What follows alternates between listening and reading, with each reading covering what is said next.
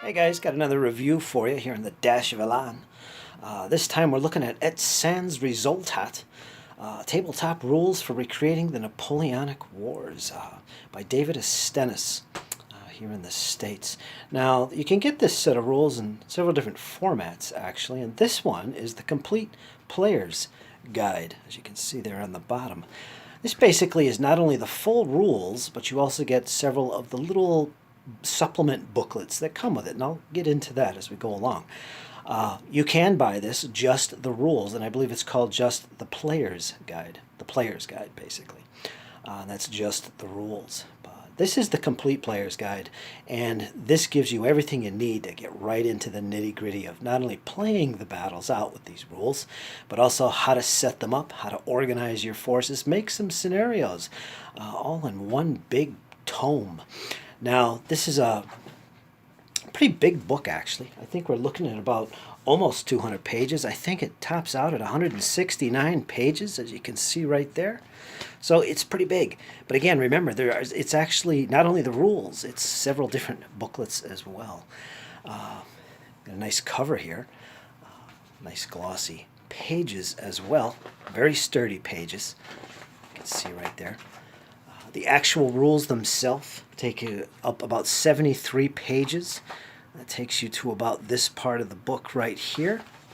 And it includes a glossary, as you can see, common used terms, which is an index as well. It gives you a reference to a page number or section number, like fire missions, force. What is a formation? Formation reserve. What is that? So it's nice to have that little glossary. So it's got that as well, and that's almost 80 pages of stuff. Now, it seems like a lot of rules when you say 80 pages, but, and this is one of the strong points of these rules, each chapter also includes an extensive section of examples, as you can see here. Everything about the command phase, for example, all the rules, and then that is immediately followed by several pages of examples of everything you may encounter during, in this case, the command phase. And each separate chapter is organized the same way. We jump ahead to the movement chapter. Again, it's color-coded, actually. You got this color here, which is kind of a lighter blue, which is for the command phase. You got the movement phase in green. Kind of a purplish color for the artillery and skirmish phase, and so on. So not only is it color-coded, but following each chapter of rules are an extensive section of examples. And this is really well done, the examples. So if you have any questions reading the rules, there's some pretty extensive examples to kind of help you if you get stuck on something, which I found when I played this and read through it came in really handy. I mean, if you can't find it in the actual rules section, just look into the examples and follow along these examples and see if it's in there. And that popped up a couple times for me during my reading, and the examples did come in handy. So the author really went out of his way to make this set of rules as clear as possible and very well explained. So kudos for that. That's a strong point. This is not hardcover, it's a soft cover, and it has this unique binding here, spiral binding. And I believe this is unique to the 5th printing, I believe, which is the current printing of the rules. You get this spiral binding with this cover, which flips open like this. So your book is going to lay flat on the table, very useful, and it's also well protected. And the back of this is actually a play sheet for the game. So there you go, folks. That's a look at the book itself. Now, after the actual rules, like I said, there are a couple other supplemental books in this Complete Player's Guide. We'll take a look at them, I believe, when I get there. There's an example right there, Raising an Army. That's the 2nd booklet. And we'll get to that in a minute. For the time being, let's take a look at these rules. First of all, we got your basic introductions. You got a nice, here's what you get in there. All kinds of interesting topics. Then you got an introduction to the actual game rules, where the author goes into basic concepts, scale, what it is you're doing and what you represent as a player. In this case, you are a corps commander, or possibly an army commander, and so on and so forth. And also changes from previous printings and the previous first edition are listed here. So if you're experienced with this game and have the first edition, all the changes made and updated are listed here for you. So you don't have to go through the entire rule book to know what's going on. It's all laid out for you, nice and plain and simple. At that point, we get to the actual player's guide. This is actually the rules section of the book. So let's take a look at that and see what's in here. Before we get into look at the actual rules, some basic concepts that I think everybody should know about when they're getting into ESR, as it's called. First thing to take into account is that it is a grand tactical game. This is not a tactical level game. Players command corps, or entire armies in the case of an army general, which is one of the players. It's highly suitable for multiplayer games if you want big battles, multi-corps actions. Commanders as low down as division are represented on the table as a model, but for the most part you're focused on the corps level of command, and it's through that level of command that the players interact with their forces, or their formations, I should say. Basing. We take a look here. There's a chart here which is a recommended basing if you don't already have based figures. And it's based on scale that you want to use in your game. 1 inch equals, well, what? You want it to represent 50 yards, or 75 yards per inch, 100 yards per inch, 150, or 200 yards per inch. So there is options for scaling. What I did when I played is I looked at the base sizes I currently have, and I compared it to these various scales. And the closest one I found that matches the frontage of my bases is the 100-yard scale, which is just about right for me.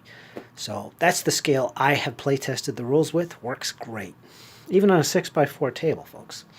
Another thing to look at is that the basic unit of maneuver in this game is the battalion for infantry, the squadron group for cavalry, which is like 100 to 200 cavalrymen, a few squadrons, and the artillery battery. And each base represents just that. Now, infantry can be various sized bases depending on the number of troops that are in that battalion, anywhere from 300 up to 800 or more. Fewer the men, the smaller the base. So here's a small base right there for you. That could represent 300 men. On the other hand, this big base could represent as many as 800 or more, depending on how I want to scale them. But any base sizes will work with this game, really. It's just a matter of finding what ground scale would seem most appropriate for your miniatures. So that's how it works, folks. It's one base per unit. Again, cavalry squadrons, battalions for infantry, and batteries for artillery. So there you go, folks. Now we can kind of get into the actual rules. Now, one thing that's nice about this game and the way the rules are set up is everything is color-coded. If we look at the turn sequence, there are basically 4 phases in each turn. You got the command phase, which is blue. Everything on your play sheet and in the rules that's colored blue will refer to the command phase. Very convenient. Next one is the movement phase, and that's green. So everything on the play chart, as well as the rules, that's green, it pertains to movement. And then we got this lightish purple color, which is artillery and skirmish phase. Again, the color-coded. And again, it's in the rules as well. The pages are colored. And finally, the combat phase, where your melees occur and your close-range volley firing. All that is in there. That's kind of a reddish-brown color. So you can see how that works. And if we look at our rule book, we'll see right away, get past these initial pages, here is the command phase. And you see it's all in blue. Take a look at that. The rules are actually organized according to the turn sequence. Basically, each phase in the sequence follows the next. So you start off with the command phase in blue, goes to the movement phase, which is in a green, followed by the artillery and skirmish phase, which is in this purple, And finally, the reddish-brown color, which is the combat phase. And that's your rules, folks. And it goes into the actual glossary and index, and that's it. That is the rules. They're very well organized. Basically, there's 4 phases in a turn. There are 4 main chapters in the rules. So it's easy to follow along. Another thing I really like about how this game is organized is that in each section, phase, or chapter, however you want to call them, first of all, it describes the rules. You got a few pages describing the rules. And that is followed by an extensive section of example pages for each phase of the turn. In this case, we're in the command phase, the blue. The last few pages are all examples of various things that can occur during the command phase. Extremely useful, and kudos again to the author for going to this extent to help explain the rules to new players. I found this very useful during my playtests. We follow along here and get to the movement phase. You got the rules themselves for movement. And once that is complete, it goes right into a section on examples for the movement phase. All kinds of good things in there. You can see there's quite a few pages of examples. So it really helps out. Artillery and skirmish, that's basically your longer ranged combat and skirmish stuff. This is where formations or divisions really get worn down. You got to be careful in this phase. Of course, I'm not going to get into detail with the rules. And that's how the rules are organized, my friends. I think one thing I'd like to point out about this game right off the bat, before I get into detail about the rules, is the command phase. This is where the meat of the game lies. This is where a lot of players will get a lot of enjoyment during the command phase. There's basically 3 parts of the command phase. There's the activate orders, there is the issue orders, and that is followed by leader actions. I absolutely love leader actions. It almost feels a little bit like a role-playing game with all the different actions your corps commanders can do. And here's a small list of those actions right there. Some of these actions you can take without a test. Basically, you roll some dice and see if you can do that action. Or no test being required. It depends on the actions. There's quite a few there. Rally, unit, inspire formation. That's where you basically try and inspire the division. If it's taken a lot of fatigue during the game. Very interesting. I love that aspect of the game. And again, here's the play sheet. You can download these for various scales, ground scales. I downloaded the one for 100-yard scale, which is 1 inch is 100 yards. So all the distances and ranges on here are given in that scale, which I was playtesting with. You can download these for free. They are 2-sided, as you can see. Assessments. Again, I don't want to go into detail about the rules.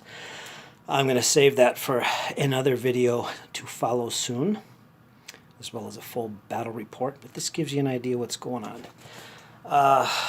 Some other concepts of the game which I feel are important to know is that this is an orders-based system. In other words, you issue orders to your divisions, and there might be a delay when those orders kick into gear. In other words, the divisional commanders interpret them, and start following that order. Until you change those orders further on during the battle, they're going to remain on those orders. Some orders default to defend, like, for instance, if the orders have been achieved, they'll default to a defend order in that case. I believe there's 5 different orders, what you'd expect. If you play General de Brigade, you kind of got an idea of how the orders system would work and the types of orders these guys would have during the game. Orders are cool, especially if you play solo, because it kind of forces your formations to do things or require you to do things. Let me see if I can find some here. It's in the command phase. Issue orders. You've got the attack orders, defend orders, move orders, reserve orders. And there's also statuses which can override orders, and that's like if the formation gets broken or if it goes into a retreat or decides that it needs to fall back and do some rallying and reforming. Those are 3 statuses that can replace an order that the formation might be under. I like this part of the game. It's very fun and enjoyable, and a lot of thought goes into what orders you choose for your formations. I like that a lot. Uh, Actual mechanics of the game for shooting and close combat are pretty straightforward. It's basically a D6 system. You typically roll 2d6, needing a target number, depending on what you're trying to achieve. It's either a 7 or a 10. And you apply modifiers. And if you get your target number, you get success. That usually results in some type of assessment, if there's some kind of success involved with the check. That's how it works. And assessments can result in various effects, such as fatigue being incurred upon the division. Fatigue is a very dreadful thing in this game. It happens quite a bit. It's realistic, and it really puts a lot of stress on your formations, and that's the way the game represents everything from casualties to lack of cohesion in the formation, etc. It's a key part of the game, actually, fatigue. One other thing I'll mention is that there is an extensive rating system for both units and, in particular, officers. They're rated for leadership, tactical abilities, unique things, like if they're good at certain things like massed cavalry and commanding them, or if they are fated to die in a battle. Basically, if that character did actually die in a battle, he's possibly going to have that rating in there, so there's a better chance of him getting killed in a battle, which is pretty cool. All kinds of good stuff. But again, I'm not going to get into detail with the rules. I'm showing you guys what you get for your money. I'm going to kick ahead here to the next section of the rule book. If you have the complete player's guide, you will get the additional books. This one here is called Raising an Army. And this is a pretty big section. I think it's like almost 80 pages. And it basically covers all the major nations that were involved in the Napoleonic Wars. We got the Austrians. Gives you some example organizations from various time periods and battles. Basically what their division structure was like, their corps commands or wings or however they were organized, as well as the ratings for their units. As you can see here, each unit, by the way, whether it's battalions, batteries, or squadron groups, has a combat rating. As you can see here, it's CR4 for these Austrian infantry. Everything has a simple factor for its combat rating. It's just a single number, and it might be followed in brackets by special abilities, like traits, like Shock 1 in this case, for this unit of cuirassier, and so on. So this section goes into detail about the ratings of your units, how they were organized, and also an extensive section on historical leaders divided up into periods of time. Early war is up to 1807, mid-war goes up to 1812, late war up to 1850. And all the armies are divided up into these 3 time periods. So yeah, it gives you an idea of the kind of stats we're looking at here. But again, I'm not going to go into too much detail. Enough to know that this is what you get. You also get many of the minor countries as well. In the back here, following the Russians, I believe. Yeah, there they are.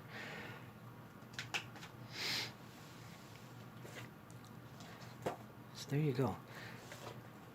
And this section is followed by the next little booklet, which is called Designing for War. And this is basically how to set up your scenarios, how to make scenarios. And it covers all kinds of ideas for scenarios. You got introductory scenarios, historical scenarios, what-ifs, large group scenarios for a lot of people, convention games, and pickup games. What kind of things should you keep in mind when creating scenarios? And again, this is a scenario-based system. It's not a point-based. You got to keep that in mind. It's great if you want to create your own scenarios and have that idea for your games. So this is a useful little section, not many pages. I think it's like 6 pages, designing a scenario. Introducing players to ESR is the final section, and this is a sample scenario which can get you started. It's got separate maps for both sides, as well as the game host. It's got the order of battle, the terrain, recommended tactics for both sides, the orders of battle, victory conditions, and how to win the scenario, and so on and so forth. A nice little sample scenario for you to get you started. And again, the play sheet on the back. Now, again, this is the complete player's guide. It's all those books in one.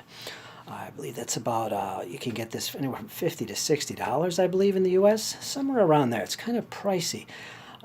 But you are getting a lot of stuff here, almost 200 pages. You can buy just the rules. It's called the Player's Guide, and it's just the rules section. That's basically all you need to play. And again, that's about 70 plus pages, and it's very well organized. An easy read. So there you go, folks. That is a quick look at the rule book. It Sans Resultat, ESR, detailed, highly playable, perspective-based wargame. So there you go once again, folks. It Sans Resultat, tabletop rules for recreating the Napoleonic Wars.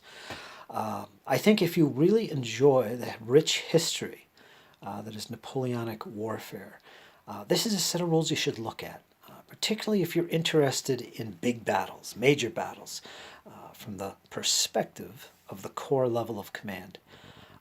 That's where these rules really shine, at that level. I mean, this term here, once again, perspective-based war game, I've never seen that mentioned before with other games, and I haven't seen any other rules that actually come close to duplicating what these rules are attempting to do. And that is put you in the saddle of a core level commander, a core commander. It's not that the lesser details, the tactical details, the divisional commands and such aren't represented in the game or glossed over. They're there, and they're elegantly built into the system, so that what you're faced with as a player is the decisions that a core commander would be making, the challenges he would be facing, the type of tasks he would be undertaking during a battle. I think this set of rules really does that. It really telescopes in on his command.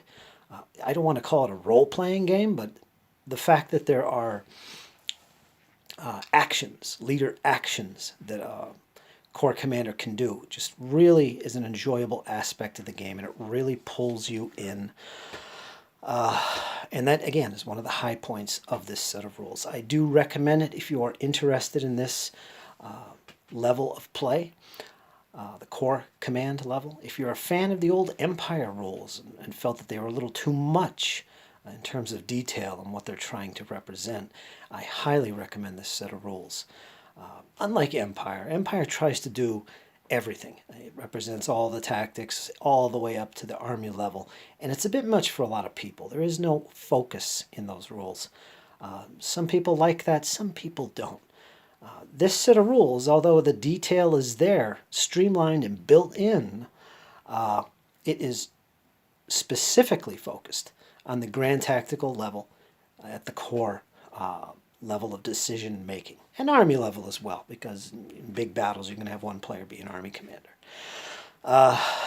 So with that said, my friends, grand tactical gaming, this set of rules stands out for me. It will find a place on my tabletop, on my bookshelf, alongside some other rules that I have.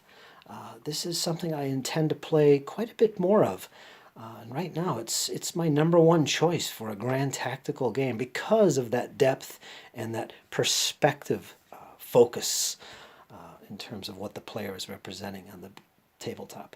So stay tuned, folks. I'm going to have more on this and give you more thoughts on it and point out some of the details of the rules, because I know a lot of you guys out there would love to know more about the details of how this game plays and how it works and what a battle looks like, which I think are all strong points. Battles really look like Napoleonic battles like you see on the cover here. That's another thing that stands out for these rules. But we're going to save that for later videos coming up, my friends. I hope you enjoyed. If you have any questions about this set of rules, let me know. Ask, leave comments. If you're interested in these rules, check it out. It's thewargamingcompany.com. I hope you enjoyed, my friends, and we will see you again shortly. Stay tuned. I got lots more coming. Take care.